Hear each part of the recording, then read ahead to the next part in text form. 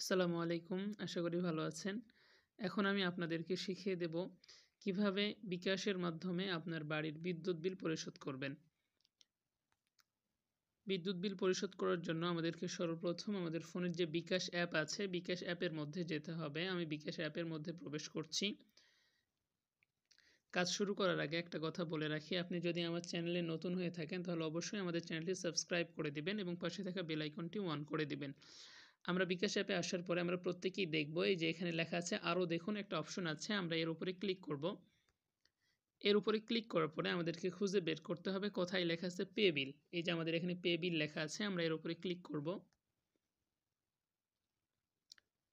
Click করার পরে এখানে আমাদের এই যে অপশনগুলো রয়েছে, আমরা যেটার বিল পরিশোধ করতে চাই আমরা সেইটা সেম নিয়মে পরিশোধ করব। এখানে যে বিদ্যুৎ বিল আছে, এখানে বিদ্যুৎ বিল আছে, গ্যাস আছে, পানি আছে। আপনি একটা নিয়ম শিখে নিলে সবগুলোর বিল দেওয়া শিখে নেবেন। আপনি একটা মন দিয়ে দেখুন, এখানে লেখা আছে বিদ্যুৎ, এই বিদ্যুতের উপরে ক্লিক করব। ক্লিক করার পরে এই যে আমার এখানে কিছু অপশন এসেছে। প্রথমে এসেছে পল্লী বিদ্যুৎ প্রিপেইড, অর্থাৎ আপনার বিদ্যুৎ যদি কার্ডের মাধ্যমে চলে থাকে তাহলে প্রিপেইডে ক্লিক করতে হবে। আর যদি আপনার মাস অন্তর টাকা জমা দিতে হয় অফিসে তাহলে আপনাকে এই যে পোস্টপেইডে ক্লিক করতে হবে। আমাদের যেহেতু পোস্টপেইড, অতএব আমি পোস্টপেইডের উপরে ক্লিক করলাম। এরপরে এখানে একটি বক্স আছে, এই যে এখানে এই যে SMS অ্যাকাউন্ট নাম্বার দিন। এই জায়গাতে আপনার যেই বিলের কাগজ আছে ওই কাগজের মধ্যে অ্যাকাউন্ট হিসাব নাম্বার লেখা আছে, ওই জায়গাতে যে নাম্বারটা আছে এখানে বসিয়ে দিতে হবে। আমি নাম্বারটা বসিয়ে দিচ্ছি। আমরা নাম্বারটা বসিয়ে দিয়েছি। এরপরে নিচে লেখা আছে পে বিল করতে এগিয়ে যান, আমরা এর উপরে ক্লিক করব। আমার কত টাকা বিল আছে ওই বিলটা আমাদেরকে এখানে দেখিয়ে দিচ্ছে।